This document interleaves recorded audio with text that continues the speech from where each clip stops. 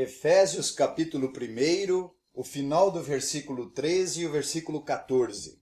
Fostes selados com o Santo Espírito da promessa, o qual é o penhor da nossa herança, até o resgate da sua propriedade, em louvor da sua glória. Senhor nosso Deus, nosso Pai, nós te rendemos graças pelo teu Espírito Santo, que nos chamou, nos deu vida e tem nos transformado de glória em glória. Ajuda-nos a cumprir a sua vontade pela operação da sua graça em nossos corações. Aceita a gratidão do nosso coração pelo fato de ter Cristo morrido por nós, sendo ainda pecadores. Abençoe esse trabalho, a expansão dele e a nossa vida espiritual para o louvor do seu nome e glória dos seus atributos. Oramos agradecidos em nome de Jesus. Amém. Nós chegamos ao final da argumentação de Paulo, que se iniciou no versículo 3, quando ele introduziu, manifestando com grande força o seu louvor e gratidão a Deus.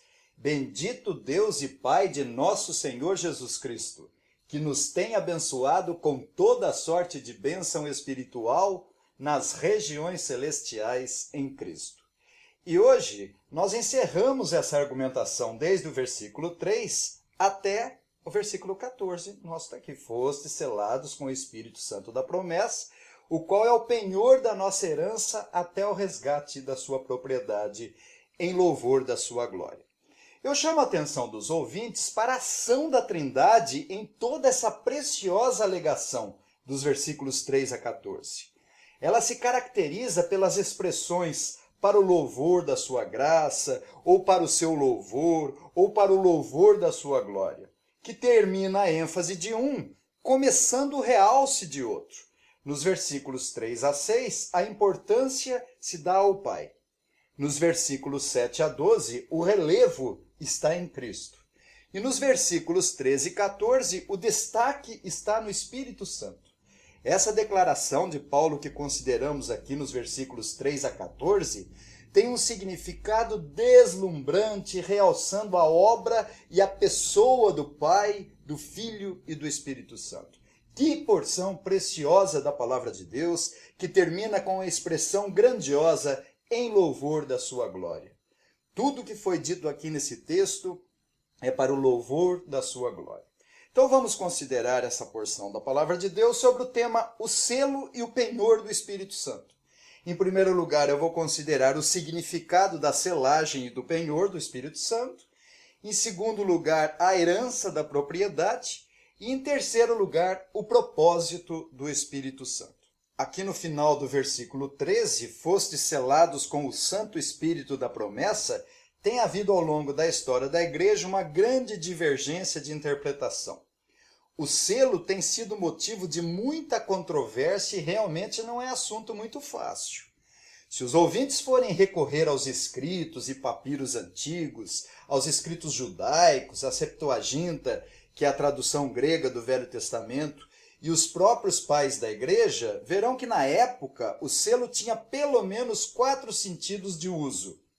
O primeiro sentido de selo era utilizado para se marcar a pele de um escravo, ou o couro de um animal, selando a comprovação da sua propriedade.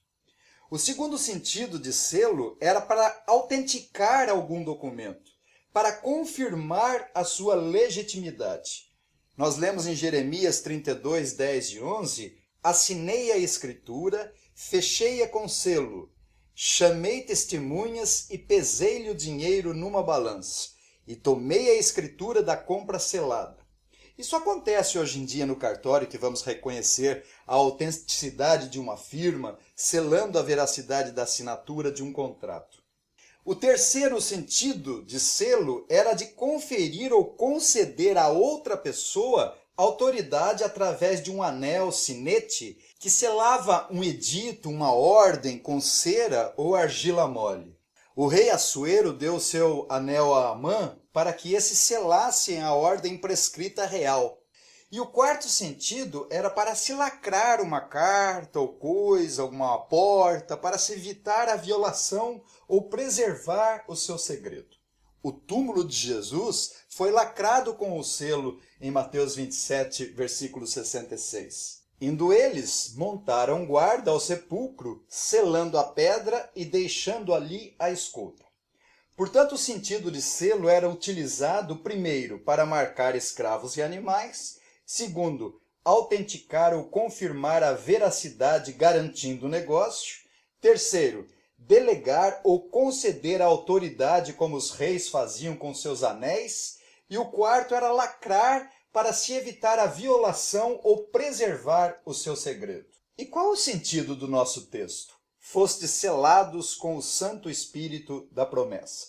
Vamos recorrer a duas passagens de João, no capítulo 3, versículo 33, e capítulo 6, versículo 27. O 3,33 diz o seguinte: quem todavia lhe aceita o testemunho por sua vez, certifica que Deus é verdadeiro.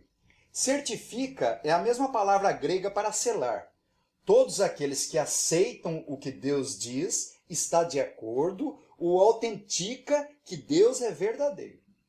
João 6,27, trabalhai não pela comida que perece, mas pela que subsiste para a vida eterna, a qual o Filho do Homem vos dará, porque Deus o Pai o confirmou com o seu selo. Como Deus o Pai confirmou o seu Filho Jesus com o seu selo? Confirmou coroando o seu Filho, o empossando no batismo, aprovando-o na tentação no deserto e lhe dando toda a autoridade no céu e na terra, fazendo o seu Filho assentar-se à sua direita com a mesma autoridade, poder e glória. O selo aqui é outorgar a autoridade. Em um certo sentido verdadeiro, o Espírito Santo sela nos dando autoridade. Mas para chegarmos mais perto do sentido, o que Paulo diz? A melhor forma de aproximar do sentido de fostes selados com o Espírito Santo da promessa é recorrer aos escritos do próprio apóstolo Paulo. Em Romanos 4,11, e recebeu o sinal da circuncisão como selo da justiça da fé que teve quando ainda incircunciso. Quer dizer que Abraão, quando foi justificado, Deus selou com a sua justiça da fé. Isso é maravilhoso, porque a justiça que nos é imputada nos absolve de toda culpa passada, presente e futura, porque nós temos o selo da justificação. Em 1 Coríntios 9:2, se não sou apóstolo para outrem, certamente o sou para vós outros, porque vós sois o selo do meu apostolado no Senhor. O selo aqui tem outro sentido. Significa que a igreja era a garantia de que verdadeiramente Paulo era apóstolo e que não adiantava alguém levantar falso testemunho contra ele e seu ofício, porque a igreja garantia que Paulo era apóstolo. 2 Coríntios, capítulo 1, versículo 22, mas aquele que nos confirma convosco em Cristo e nos ungiu é Deus, que também nos selou e nos deu o penhor do Espírito em nosso coração. O selo aqui é uma prova de que Deus nos fez participantes das suas promessas, incluindo todas as bênçãos espirituais. Muito bem, já podemos deduzir o sentido daquilo que Paulo falou, fostes selados com o Santo Espírito da promessa. Significa que o Espírito Santo selou, ou seja, garantiu a veracidade de todas aquelas bênçãos prescritas no contexto literário, e que, pela graça de Deus, tivemos oportunidade de estudar. Lloyd Jones entende que o selo com o Espírito Santo e o batismo com o Espírito Santo são a mesma coisa. Ele defende isso por causa da aplicação da redenção pelo Espírito Santo, que age interiormente e não apenas exteriormente, como uma garantia dos crentes que têm aquelas bênçãos espirituais. O argumento do Dr. Lloyd Jones é por causa da afirmação de que os efésios haviam sido selados depois de terem crido, conforme diz o versículo 13. Em quem também vós, depois que ouvistes a palavra da verdade, o evangelho da vossa salvação, tendo nele também crido, fostes selados com o Santo Espírito da promessa. O selo do Espírito Santo é uma experiência, um testemunho dado pelo Espírito Santo de forma imediata e irresistível, que nos dá a certeza do amor de Deus. a convicção de pecado e a alegria em Cristo Jesus. Não é apenas algo emocional, mas uma experiência demonstrada no coração como uma luz que vem na alma e que desemboca em uma vida plena de poder para servir o Senhor com alegria. Assim como os apóstolos que depois de terem crido tiveram uma experiência no Pentecostes, assim também o Dr. Lloyd Jones defende que o selo do Espírito Santo é o batismo com o Espírito Santo. É verdade que o derramamento do Espírito Santo no dia de Pentecostes foi sem dúvida um momento extraordinário de mudança em toda a história da redenção registrada nas Escrituras. Foi um dia singular na história do mundo, porque naquele dia o Espírito Santo começou a atuar entre o povo de Deus. O poder da nova aliança pelo sangue de Jesus. Eles participaram da transição da velha aliança e da nova aliança. Realmente, na vida cristã, é necessário que os crentes tenham poder sobre o pecado, o mundo, o diabo e um desejo de servir o Senhor.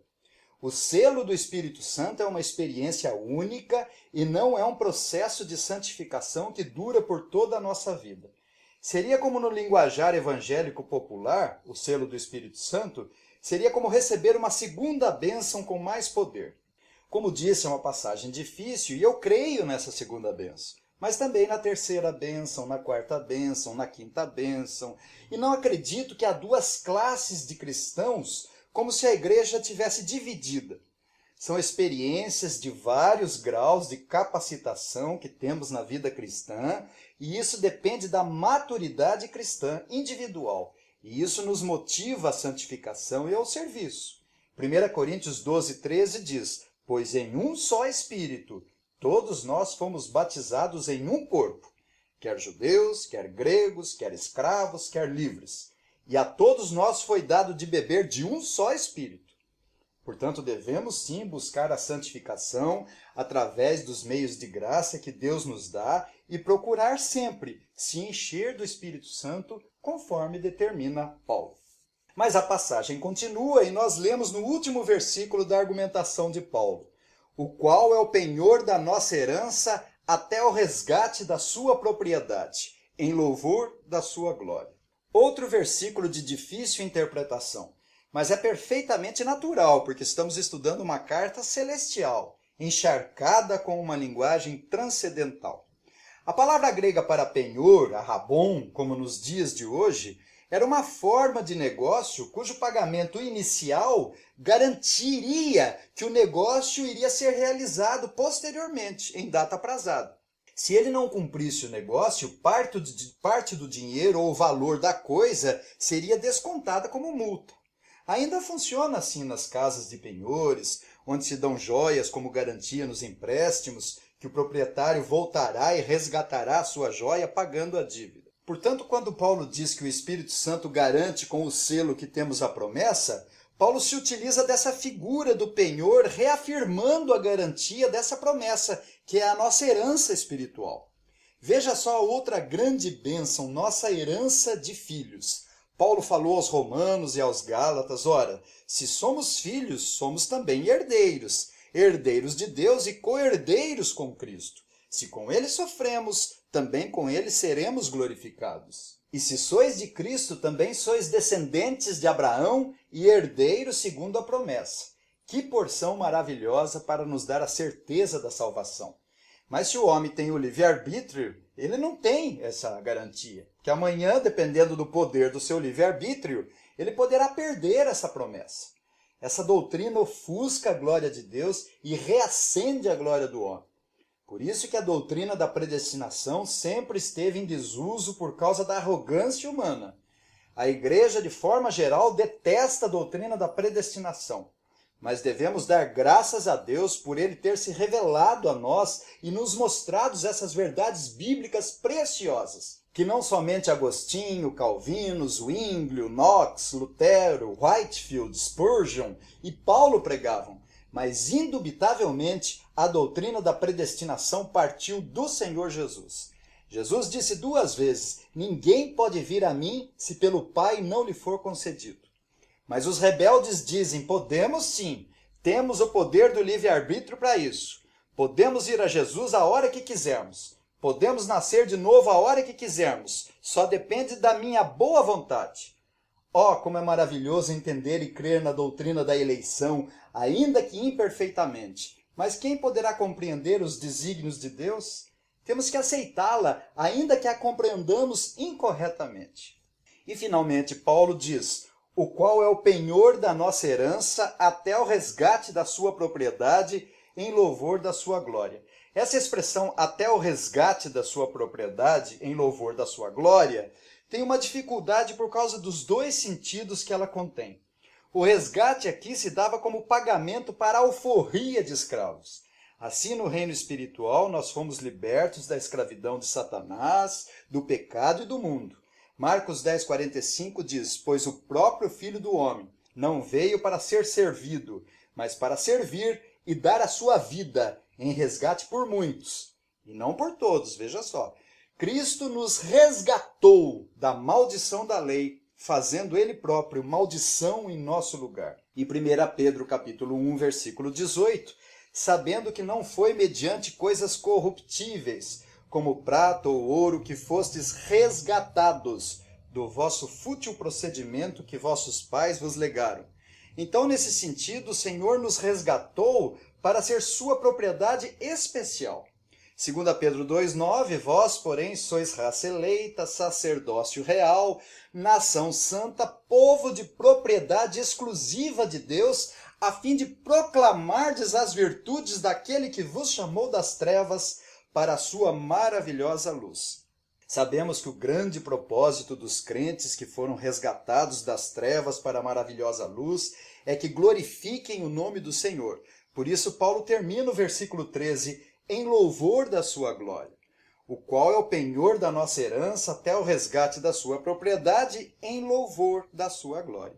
Mas o outro sentido de até o resgate da sua propriedade pode ser aquilo que Paulo vinha falando no versículo 10, de fazer convergir nele, na dispensação da plenitude dos tempos, todas as coisas, tanto as do céu como as da terra. Então pode ter o sentido escatológico da nova terra, onde haveremos de reinar pela graça e misericórdia de Deus em Cristo Jesus pelos séculos dos séculos, e que também contribuirá para o louvor da sua glória. Fostes selados com o Santo Espírito da promessa, o qual é o penhor da nossa herança até o resgate da sua propriedade em louvor da sua glória.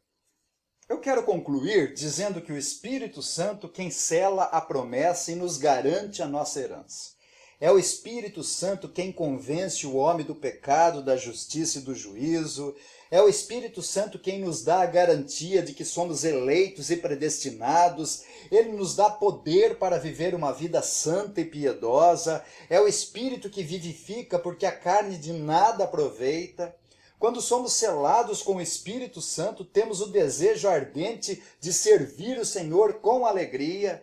Atos 1,8 diz: mas recebereis poder ao descer sobre vós o Espírito Santo, e sereis minhas testemunhas, tanto em Jerusalém, como em toda a Judéia e Samaria, e até os confins da terra.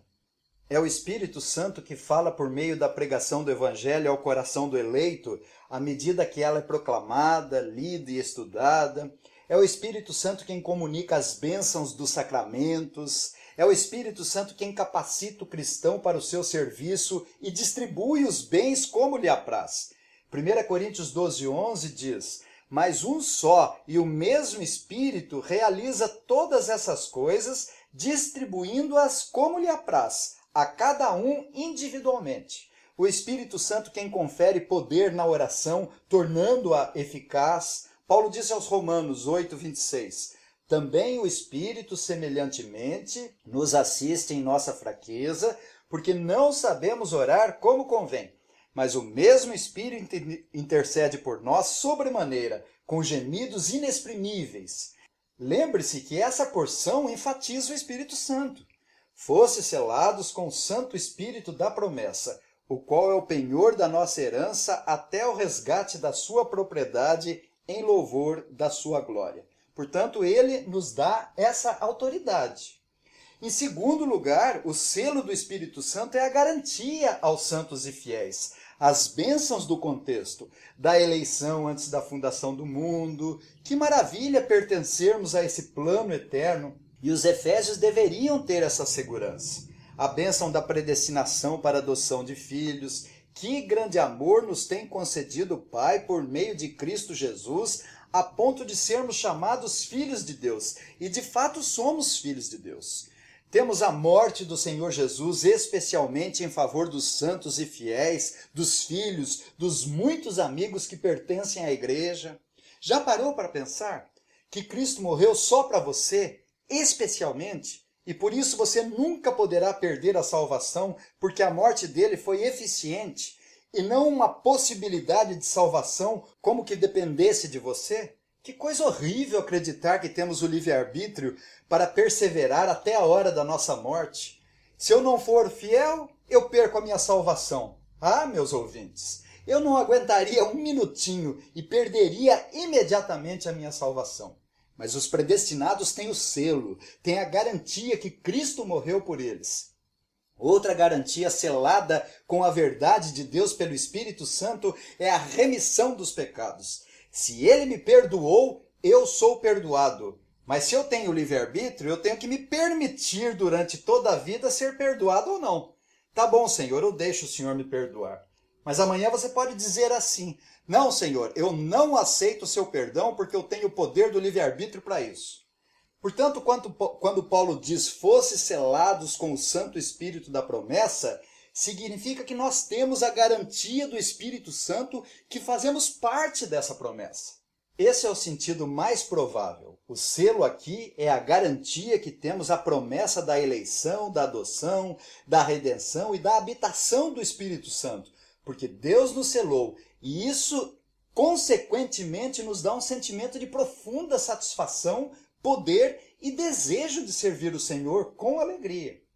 Muito bem, meus ouvintes, chegamos ao final dessa gloriosa argumentação de Paulo, que Deus, que é poderoso para fazer infinitamente mais do que tudo quanto pedimos ou pensamos, conforme o seu poder que opera em nós, nos habilite a andar dignamente diante da sua majestade e nos ajude a viver para o louvor da sua gloriosa graça. E o mesmo Deus da paz vos santifique em tudo, e todo o vosso espírito, e alma, e corpo sejam plenamente conservados irrepreensíveis para a vinda de nosso Senhor Jesus Cristo. Que o Senhor nos abençoe. Amém.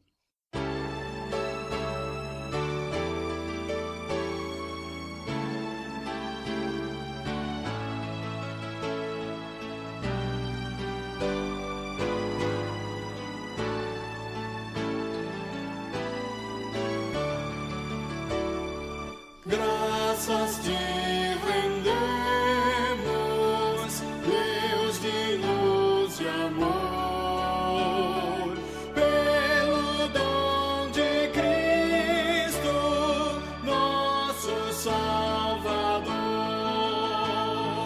pelo que nos deste com bondosa mão, pelos dons da vida, veste, abrigo e pão.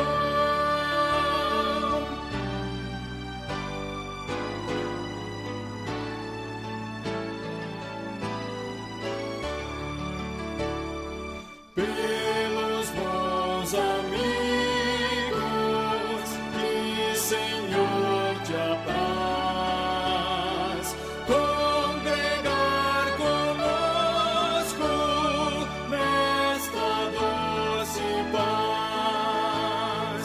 Dá-nos sempre a graça de contigo estar. Dá-nos sempre o gozo de